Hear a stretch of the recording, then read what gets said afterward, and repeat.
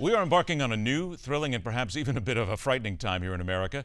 Republicans have the power they need to bring about substantive change, but the gauntlets have already been thrown down following the midterm elections, and now is the time for real leadership and ideas that can and will make a difference. Let us hope. Welcome to Midpoint. Former Speaker of the House, historian, political consultant, author of the book now out in paperback, Breakout, Pioneers of the Future, Prison Guards of the Past, and the Epic Battle That Will Decide America's Fate. It's a pleasure to welcome Newt Gingrich into Midpoint. Mr. Speaker, thanks for being here. It's good to be with you. What exactly is that epic battle that must take place now that the Republicans have control? You are in the middle of enormous technological changes. Newsmax itself is an example of that technology. Virtually everybody watching us has a smartphone. Most people have ATM cards and can go anywhere in the world and get money in about 11 seconds. It takes 277 days to move records about a veteran from the Defense Department to the Veterans Administration. Just take that one example. The Pentagon was designed to fight World War II with a manual typewriter with carbon paper. It has 17.5 miles of corridor. It has 31,000 employees. Now, that may have been what it took to fight World War II in 1943, but today, with smartphones and iPads, we ought to be able to reduce the Pentagon to a triangle by taking out 40% of the bureaucracy. That's the scale of change we could have. Instead of trying to fix a corrupt, incompetent Veterans Administration bureaucracy, we could be designing a brand new system built around the veteran, empowered by a smartphone, that would enable them to have dramatically better care, better relations with their doctors, with very dramatic reduction in the number of bureaucrats involved. You use the word incompetent in there. So where we are right now in this country, in our history, and after what happened in the midterms on Tuesday, is that just testament to the fact that we are being led at the moment by incompetent leadership? Well, I think you can describe President Obama in that context. I think he is both radical and incompetent, and the combination is pretty devastating, and the country responded to that Tuesday night.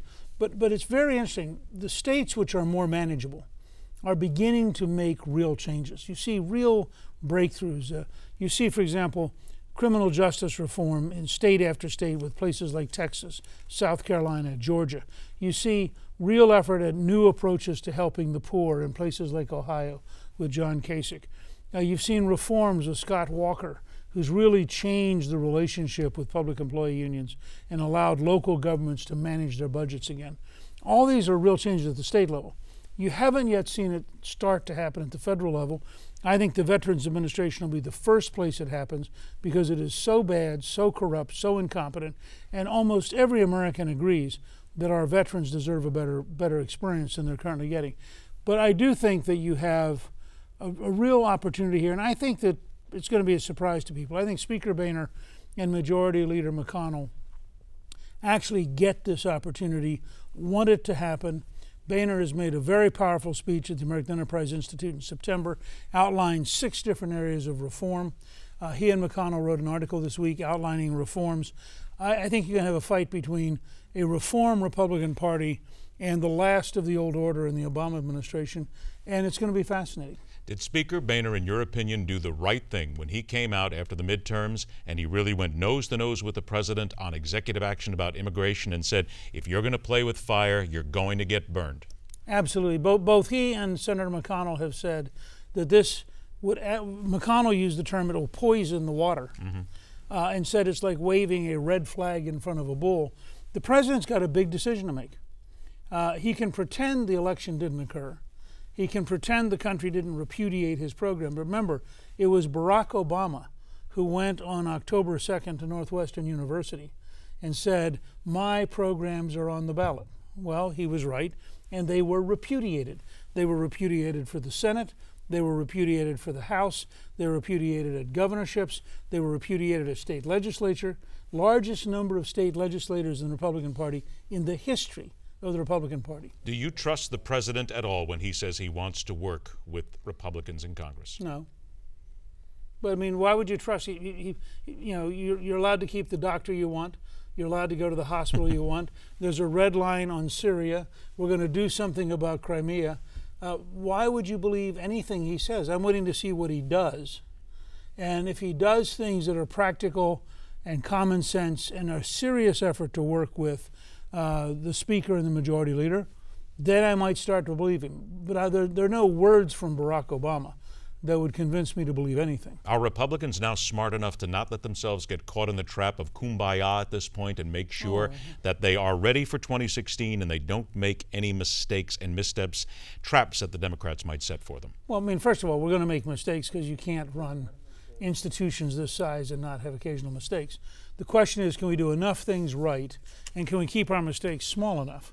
I believe every leader that I personally talk with, and I've talked to almost all of them, is focused on offering good solutions, finding positive, practical ways to move forward, and setting the stage for a genuine choice in 2016 between a Obama-Clinton ticket and a very, very different Republican ticket. And Secretary Clinton is not going to be able to get out of it. She is the Obama candidate for 2016. She will represent the Obama administration. And people have to decide, do you want 4 more years of this mess, or do you want to try something new? 2 minutes, and I have 2 other things I need to ask. First of all, you Sure. talked about Hillary Clinton being in there. Who's the favorite on the Republican side in your opinion? There are no favorites. It's a wide open race.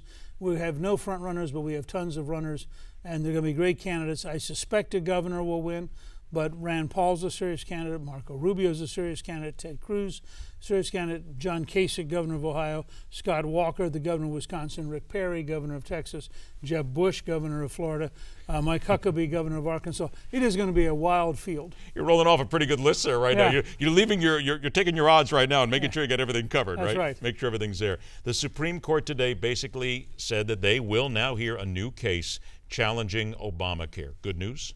Well, it's devastating to the president, because what they've said they'll look at is whether or not, the law is very clear. The law says you can only subsidize insurance policies offered through state exchanges. 36 states didn't set up an exchange. So in 36 states, it is a federal exchange.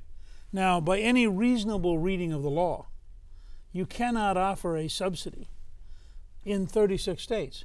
If the Supreme Court says, since that's what the law literally says, the law ought to be obeyed, you just devastated Obamacare in 2/3 of the country.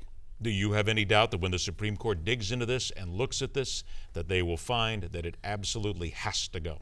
Look, ever since Chief Justice Roberts shocked me with his decision in a convoluted way that Obamacare was constitutional because of the way he wrote it, I have no ability to judge what the Supreme Court will do. I think as a non-lawyer, it's pretty hard to read the law and not believe that it is illegal to have subsidies in 36 states. All right. We want to remind everybody once again, there is the book that is now out in paperback. It is called Breakout, Pioneers of the Future, Prison Guards of the Past, and the Epic Battle That Will Decide America's Fate. And I have a feeling that we are right at the beginning of that epic battle now, as the midterms have changed everything here. Speaker, thank you so much for being here. Please come back again and spend some time, relax sometimes. It's always good to be down here and do that. Thanks a lot. All right, breaking back as we head for Wall Street. The numbers and yet another chapter in the burger wars. Really? Again? And later on this hour, gloves and all for the political punching bag, because quite frankly, if Friday comes around, we let the comics who do it for a living, let them go at it for a change. It's all right here on Midpoint, where every day we question everything.